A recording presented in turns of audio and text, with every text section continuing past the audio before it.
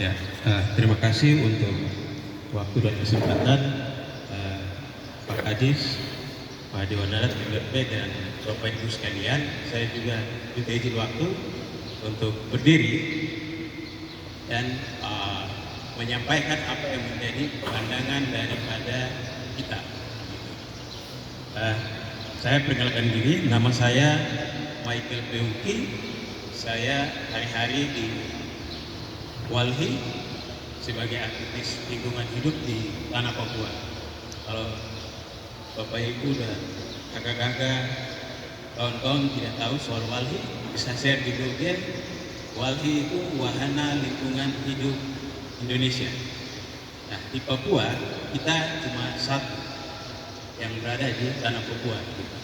Kita fokus pada dua hal. Yang pertama, isu tentang lingkungan yang berada di tanah Papua. Yang kedua, itu soal isu masyarakat adat. Dan itu juga akan bergaris panjang. Dan kita akan bicara soal satu, kita punya potensi terutama tentang tutupan hutan yang ada di tanah Papua. Jadi kalau kita bicara soal landscape daripada tanah Papua Tengah, Papua Tengah sampai saat ini masih memiliki tutupan hutan yang cukup baik. Dan itu tidak menutup kemungkinan pasti akan menurun juga. Kalau dari data kita, itu Papua Tengah masih memiliki tutupan hutan sekitar 6,4% dari tanah Papua. Paling rendah sekali kalau di tanah Papua paling rendah ada di Provinsi Papua Selatan. Kita tahu bersama bahwa saat ini itu masih panas soal isu proyek strategis nasional. Nah, sambil menunggu panitia untuk saya disiapkan beberapa slide. Sebenarnya saya mau bicara saja, tapi karena diarahkan oleh panitia untuk tunjukkan beberapa gambar terkait dengan dampak, saya disiapkan beberapa gambar. Dan oleh karena itu kita di Walhi Papua, kantor kita di Jayapura, tapi kita punya wilayah kerja di tanah Papua karena kami masih advokasi atau mengkampanyekan soal isu lingkungan yang berada di tanah Papua, baik di pesisir juga, pantai, dan juga gunung. Nah, oleh karena itu kita di Papua sampai saat ini sudah hampir 15 tahun. Dari tahun 2015 kita sudah mulai kerja-kerja bersama masyarakat, terutama tokoh-tokoh adat yang langsung mendapatkan dampak daripada kerusakan lingkungan, baik di pesisir hutan sampai lembah, bahkan di pantai. Karena kalau berkaitan dengan kita bicara isu soal tambang, ini saya mau mengulang dari apa yang tadi disampaikan oleh Pak Kadis, bahwa lingkungan pasti akan rusak dan tidak ada nilai positif di dalam proses penambangan yang dia bergaris lurus dengan isu lingkungan. Begitu. Saya diberikan kesempatan dari panitia untuk melihat soal dampak daripada Perdasi dan Perdasus. Nah, di awal saya sudah bilang bahwa saya belum membaca soal Perdasi dan Perdasus yang ada di Papua Tengah. Tapi saya coba mengeluarkan beberapa pandangan kita dari Walhi Papua soal apa dampak yang terjadi seketika pertambangan itu dilakukan. Nah, kalau misalnya kita lihat dari pertambangan ini, panitia slide sudah bisa dilanjut. Oke. Saya akan melihat dari beberapa poin. Yang pertama, melalui sekilas balik soal pertambangan di Papua. Kemudian yang kedua, itu ada kondisi dan kebutuhan masyarakat adat. Yang ketiga itu apa yang sudah dilakukan oleh wali selama ini. Yang keempat itu dampaknya apa kepada lingkungan. Dan yang kelima itu refleksi singkat untuk kita. Lanjut. Nah, sebelum kita masuk kepada kilas balik soal pertambangan di Papua, kalau kita lihat mengacu kepada RPJMN yang dibuat oleh Bappenas, ini datanya dari Bappenas. Jadi di Provinsi Papua Tengah itu akan berfokus kepada dua isu. Yang pertama itu terkait dengan pertambangan, dan yang kedua itu terkait dengan hasil non kayu. Ini data pemerintah ya, ini data pemerintah. Nah, jadi kalau memang kita melihat dari isu pertambangan untuk pertambangan rakyat, itu memang sudah masuk di dalam rencana RPJMN nasional. Tadi Pak Kadis juga sudah sampaikan banyak soal situasi ini. Lanjut. Nah, berikut itu kita kilas balik soal pertambangan di Papua. Jadi nanti akan ditambah lagi oleh MRP dan juga Bapak dari Dewan Adat. Tapi saya mau sampaikan ada tanda warna kuning yang menurut kita itu menjadi pandangan kita yang sangat penting. Terutama kalau kita melihat soal pertambangan di Papua, itu pasti mulai dari tahun 1960 mulai situ. Itu yang kita tahu soal Freeport gitu. Nah, itu maju terus di tahun 1973 itu ada kesepakatan perjanjian investasi asing yang dilakukan. Kemudian yang paling penting di sini adalah dari pertambangan ini itu ada semacam perkembangan modernisasi untuk melihat bahwa pertambangan itu menjadi dampak. Nah, situ baru mulai tren soal teknologi. Jadi mulai masuk dengan pertambangan teknologi yang punya tambang dan lain-lain. Kemudian yang keempat itu terkait dengan pertambangan rakyat. Nah, di dalam poin ini, kalau tadi pertambangan rakyat itu dengan menggunakan alat tradisional seperti skor, cangkul, terus linggis dan lain-lain. Nanti dengan modernisasi ini dia akan berubah kepada mesin yang ada, alat bor, penggali tanah, penggali air yang terjadi di situ.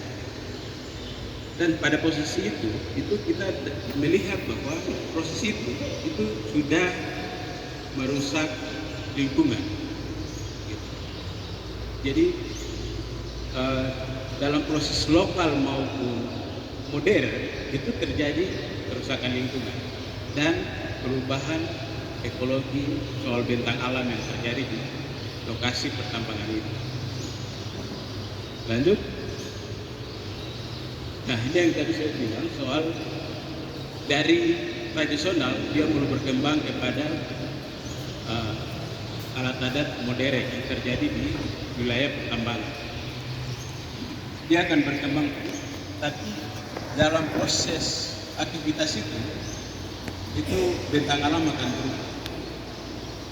Misalnya aktivitas itu dia akan berada di bagian hulu, bagian di atas.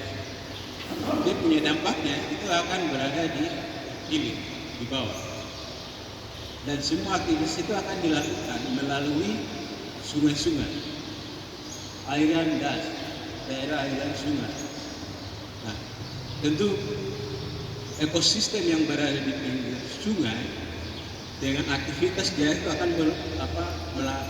ada perubahan. Yang pertama, dangkalan sungai, perubahan air dari bening bisa warna kuning, coklat sampai hitam. Lanjut. Dan dari posisi itu sebenarnya kalau kita lihat dari kaca Popotengah, itu proses ini sudah terjadi di Popotengah. Saya ada kasih tanda beberapa warna kuning itu tempat-tempat yang hampir terjadi di tanah Papua, bukan hanya di Nabire. Ada di Panyai di sekitar Kila 73, 64. Kalau di Manokwari ada di Wasi, di Korowai juga di Jawa Timur, ada di Buper, Sendi, Arfa, Jawa Timur. Dan ini semua kita datangi ke lokasi-lokasi itu. Dan memang kita temukan bahwa itu disebut pertambangan rakyat. Tapi di foto itu bukan yang kita tahu soal digunakan pakai linggis, pakai ini tidak, semua pakai alat berat. Doser masuk ke situ, semua pakai alat berat.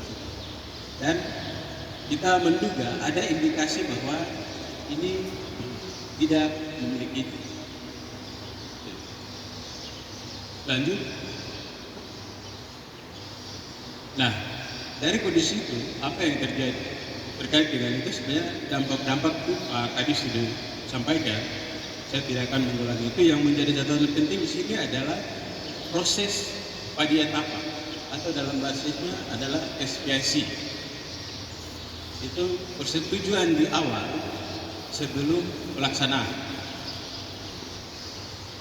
Jadi misalnya ada rencana pertambangan rakyat yang mau dilakukan di satu wilayah. Nah, proses expiasi itu disebut dengan para adat. Ada ruang yang dibuka untuk membicarakan soal dampaknya. Dan itu akan dibahas soal misalnya soal AMDAL, analisis mengenai dampak lingkungan. Itu akan dibahas di situ. Soal expiasi ini harus terjadi. Kemudian yang berikut itu adalah peningkatan kapasitas dari tokoh-tokoh adat.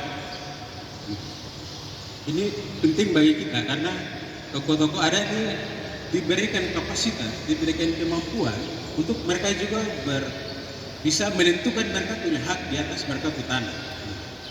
Kalau misalnya ada pihak ketiga yang datang, mereka mau seperti apa?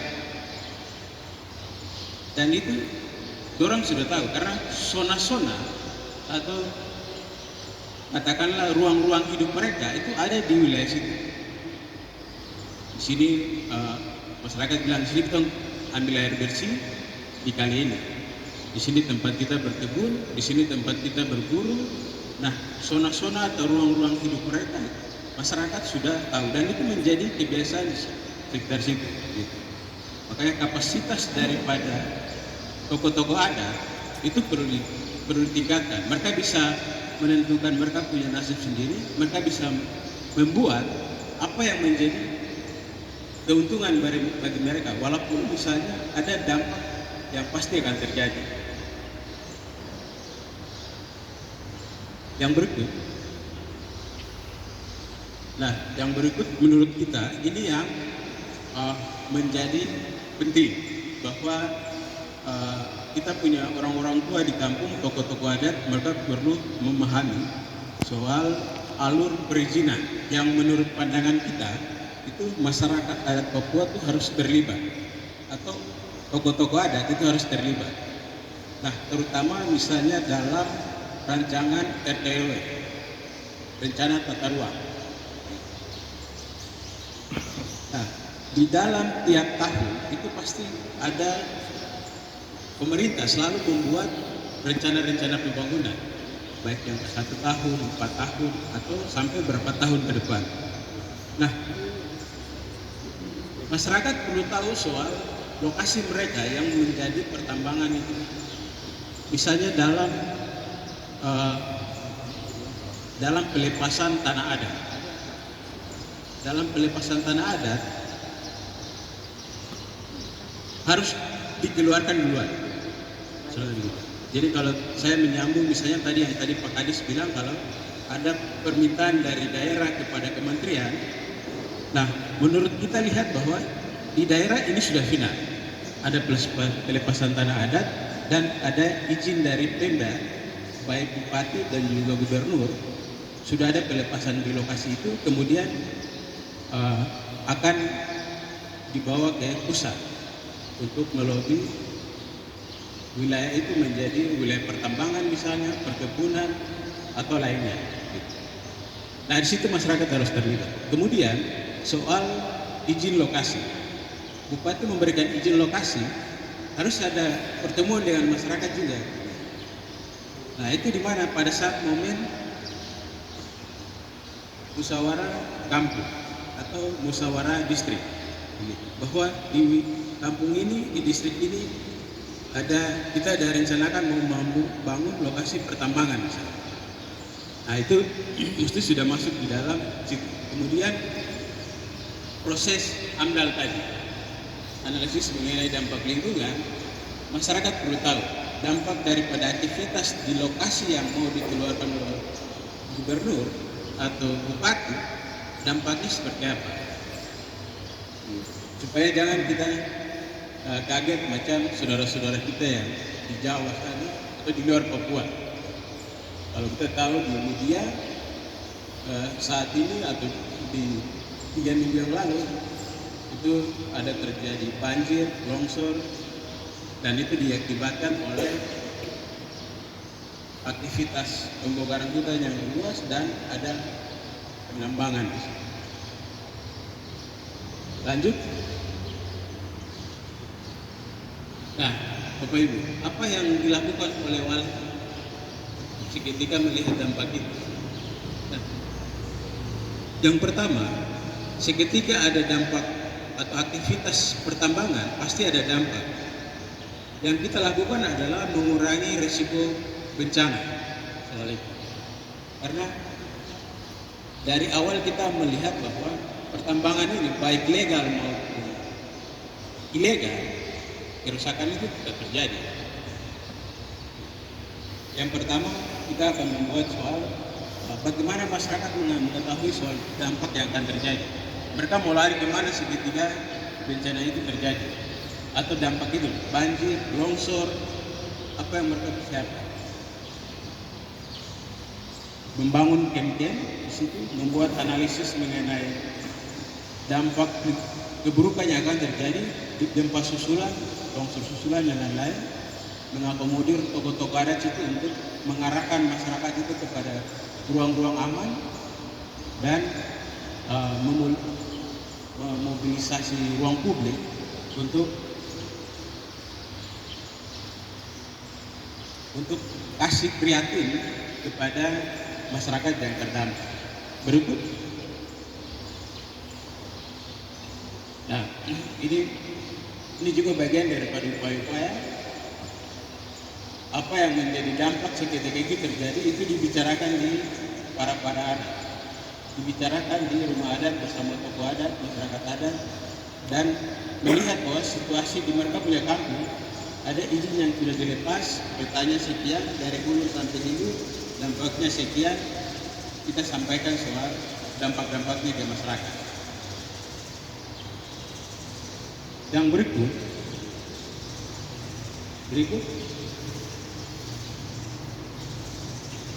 Nah, kenapa masyarakat itu perlu tahu? Karena mereka akan kaget ketika alat berat itu turun.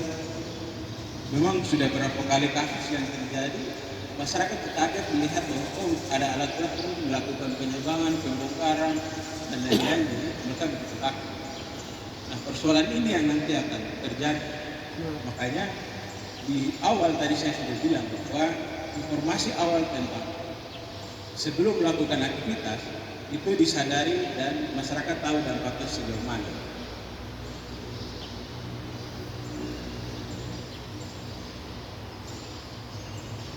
Dari sini kita lihat bahwa ada dampak yang paling buruk itu soal dampak kesehatan, itu paling buruk. Walaupun lingkungan memang dosa buruk, tapi kesehatan misalnya ketika ada dampak daripada kerusakan, pertambangan atau aktivitas yang lain yang membongkar secara skala besar, itu pasti akan berdampak pada lingkungan, ekologis tetap pasti akan rusak, dia akan melakukan pergeseran tutupan hutan semakin menurun, pembongkaran semakin luas. Seketika hujan terjadi, tidak ada resapan air yang terjadi di situ, sehingga itu membuat air itu begitu cepat mengalir. Lanjut.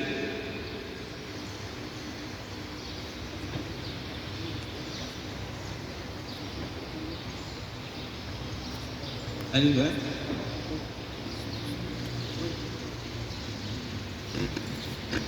Lanjut.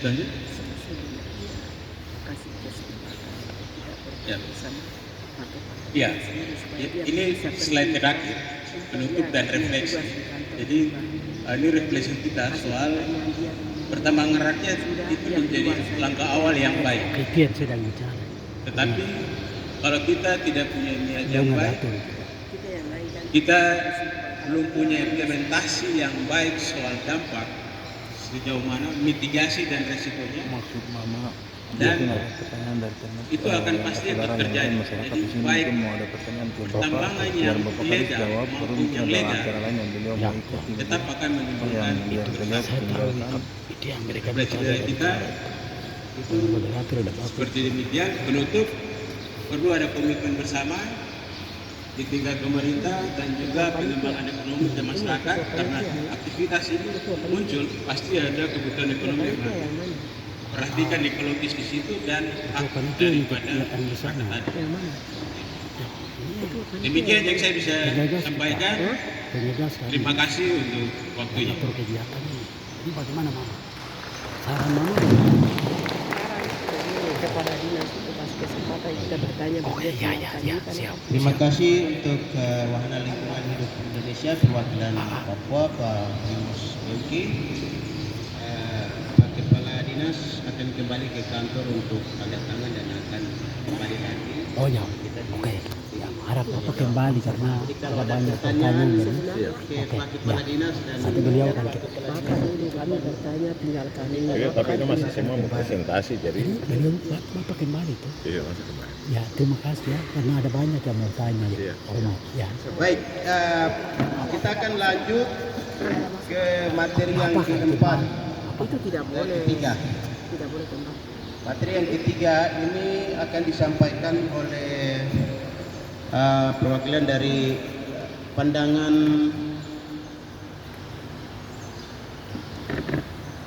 Dewan Adat Papua terhadap Perdasi tentang tambang rakyat.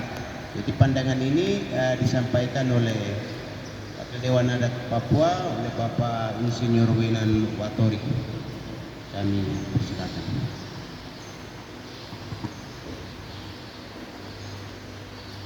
Selamat siang.